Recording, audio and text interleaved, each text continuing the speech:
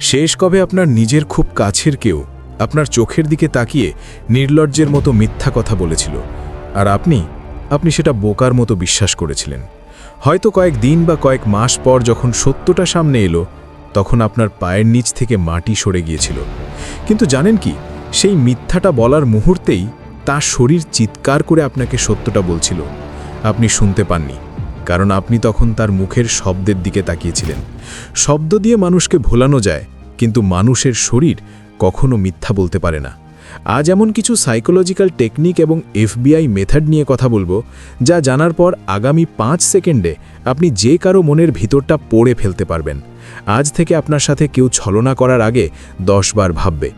জাপানের এক প্রাচীন গ্রামে এক জেন গুরুর আশ্রমে এক চোর ঢুকেছিল।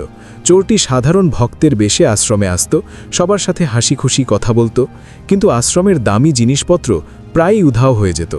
শিষ্যরা বিভ্রান্ত হয়ে পড়ল। তারা বুঝতে পারছিল না এই হাসি মুখের মানুষটির আসল রূপ কি। একদিন প্রধান শিষ্য গুরুর কাছে গিয়ে বললেন, গুরুজি, আমরা কি তাকে ধরে পুলিশে দেব? আমাদের মনে হয় সেই চুরি করছে। গুরুজি শান্ত গলায় বললেন, না, তার চোখের দিকে তাকাও, তার হাতগুলো লক্ষ্য করো যখন সে কথা বলে। সত্য লুকোনোর বার অনেক ভারী, সাধারণ মানুষ বেশিক্ষণ সেই ভার বইতে পারে না। পরের দিন সকালে সবাই যখন ধ্যানে মগ্ন, গুরুজি হঠাৎ সেই লোকটির সামনে গিয়ে দাঁড়ালেন এবং কোনো কথা না বলে শুধু তার দিকে তাকিয়ে রইলেন। লোকটির মুখে হাসি ছিল, কিন্তু গুরুর শান্ত দৃষ্টির সামনে তার হাসি মিলিয়ে গেল। তার হাতগুলো নিজের অজান্তেই তার গলার কাছে চলে গেল, পা দুটো দরজার দিকে ঘুরে গেল। সে মুখে কিছুই বলল না, কিন্তু তার শরীর জানিয়ে দিল সে পালাতে চাইছে। এই ছোট গল্পটি আমাদের জীবনেরই প্রতিচ্ছবি। আমরা প্রতিদিন এমন অনেক ভক্তের বেশে চোর বা মুখোশধারী মানুষের সাথে মিশি। তারা হতে পারে আপনার ব্যবসায়িক পার্টনার, বন্ধু, এমনকি আপনার জীবনসঙ্গী। তারা মুখে যা বলছে আর মনে যা ভাবছে, এই দুয়ের মধ্যে যে বিশাল ফারাক, সেটা ধরার ক্ষমতা আপনার হাতেই আছে। মানুষের মনস্তত্ত্বের গভীরে একটি অন্ধকার সত্য লুকিয়ে আছে। আমরা ছোটবেলা থেকে শিখি যে মিথ্যা বলা পাপ, কিন্তু ডার্ক সাইকোলজি বলে মানুষ আসলে সত্যের চেয়ে সান্ত্বনা বেশি পছন্দ করে। ফ্রেডরিক নিৎসে বলেছিলেন, মানুষ মাঝে মাঝে সত্য শুনতে চায় না, কারণ তারা চায় না তাদের স্বপ্ন ভঙ্গ হোক। এই সুযোগটাই মিথ্যাবাদীরা নেয়। তারা আপনাকে সেই গল্পটাই শোনায় যেটা আপনি বিশ্বাস করতে চান। এফবিআই এর স্পেশাল এজেন্ট জো নাভারো, যিনি 25 বছর ধরে কাউন্টার ইন্টেলিজেন্স এবং বডি ল্যাঙ্গুয়েজ নিয়ে কাজ করেছেন, তিনি বলেন, আমাদের মস্তিষ্কের 3টে ভাগ। এর মধ্যে লিম্বিক সিস্টেম বা আমাদের আদিম মস্তিষ্ক কখনো মিথ্যা বলতে পারে না। যখন কেউ মিথ্যা বলে, তখন তার সচেতন মন গল্প সাজায়, কিন্তু তার লিম্বিক সিস্টেম ভয়ে কুঁকড়ে যায়, আর এই ভয়ের ছাপ ফুটে ওঠে শরীরে। ভাবুন, আপনার মনটা একটা গভীর সমুদ্র। মিথ্যা হলো সেই সমুদ্রের উপরের ছোট ঢেউ, যা ক্ষণস্থায়ী, কিন্তু সত্য হলো সমুদ্রের নিচের শান্ত স্রোত, যা সব সময় বিদ্যমান। আপনি যখন কারো সাথে কথা বলছেন, তখন তাকে একটা আইসবার্গের সাথে তুলনা করুন। সে মুখে যা বলছে সেটা হলো পানির উপরের 10 ভাগ বরফ, আর তার আসল উদ্দেশ্য বা সত্য হলো পানির নিচে লুকিয়ে থাকা 90 ভাগ।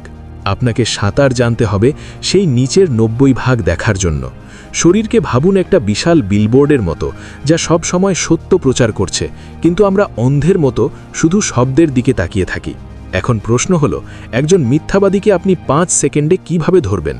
এফবিআই এর মতে প্রথম এবং সবচেয়ে গুরুত্বপূর্ণ ধাপ হলো বেসলাইন বা স্বাভাবিক আচরণ বোঝা। একজন মানুষ যখন স্বাভাবিক থাকে, তখন সে কেমন আচরণ করে? সে কি কথা বলার সময় হাত নাড়ায়? সে কি চোখের দিকে তাকিয়ে কথা বলে?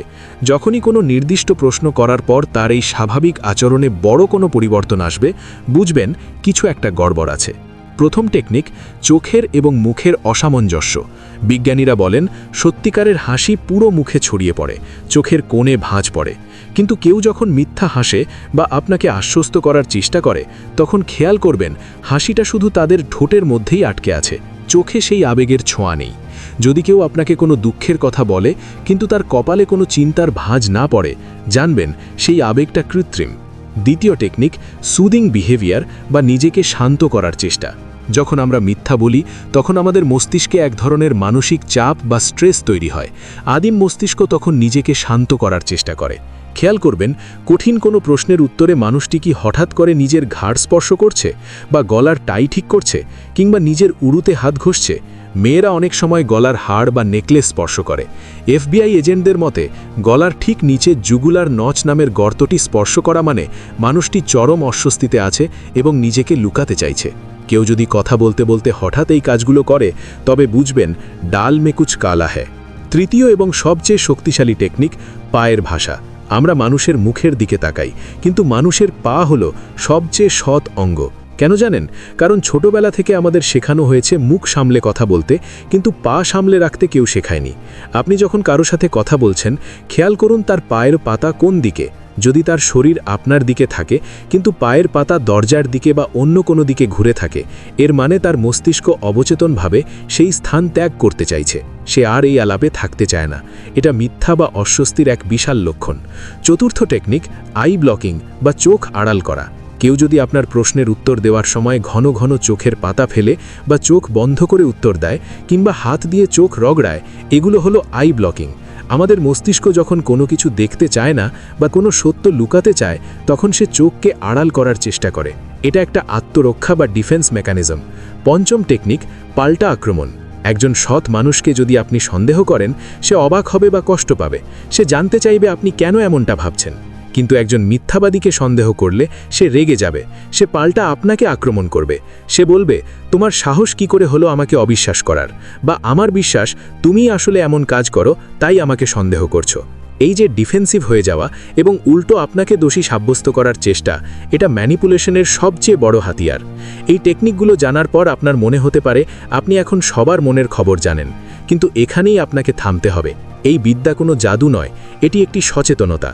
এই জ্ঞান আপনাকে এটা শেখাবে না যে আপনি সবাইকে অবিশ্বাস করবেন, বরং এটি আপনাকে শেখাবে কাকে অন্ধের মতো বিশ্বাস করা উচিত নয়। জীবন একটা যুদ্ধক্ষেত্র, আর এখানে আপনার সবচেয়ে বড় অস্ত্র হলো আপনার পর্যবেক্ষণ ক্ষমতা। যখন আপনি মানুষের শরীরী ভাষা পড়তে শিখবেন, তখন আর শব্দের মায়াজালে আটকা পড়বেন না। আপনি মানুষের মুখের কথার চেয়ে তাদের নীরবতাকে বেশি গুরুত্ব দেবেন। মিথ্যাবাদী মানুষগুলো আসলে খুব দুর্বল হয়। তারা মিথ্যার দেওয়াল দিয়ে নিজেকে সুরক্ষিত রাখতে চায়। আপনি যখন তাদের এই সংকেতগুলো ধরে ফেলবেন, তখন তাদের সেই দেওয়াল তাসের ঘরের মতো ভেঙে পড়বে। আজ থেকে যখন কারো সাথে কথা বলবেন, শুধু শুনবেন না, দেখবেন। তাদের চোখ, তাদের হাত, তাদের পা, সব কিছু আপনাকে গল্প বলছে। এই গল্পটা পড়ার ক্ষমতা অর্জন করুন, কারণ দিন শেষে যে মানুষটি সত্য জানে তাকে কেউ ঠকাতে পারে না। সত্য অনেক সময় তিক্ত হতে পারে, অনেক সময় কষ্টের হতে পারে, কিন্তু মিথ্যার মধুর চেয়ে সত্যের তিক্ততা অনেক বেশি সম্মানের। নিজেকে সেই সম্মানের জায়গায় নিয়ে যান। নিজের বুদ্ধিমত্তা এবং পর্যবেক্ষণ শক্তিকে শান দিতে যদি আপনি প্রস্তুত থাকেন এবং মানুষের মনের গভীর অন্ধকারের রহস্যগুলো যদি আপনাকে ভাবিয়ে তোলে, তাহলে আমাদের এই চ্যানেলটি সাবস্ক্রাইব করে রাখতে পারেন। কারণ আমরা এখানে শুধু গল্প বলি না, আমরা জীবনের আয়না তুলে ধরি। পরের ভিডিওতে দেখা হবে। ততক্ষণ নিজের খেয়াল রাখুন আর চোখ খোলা রাখুন।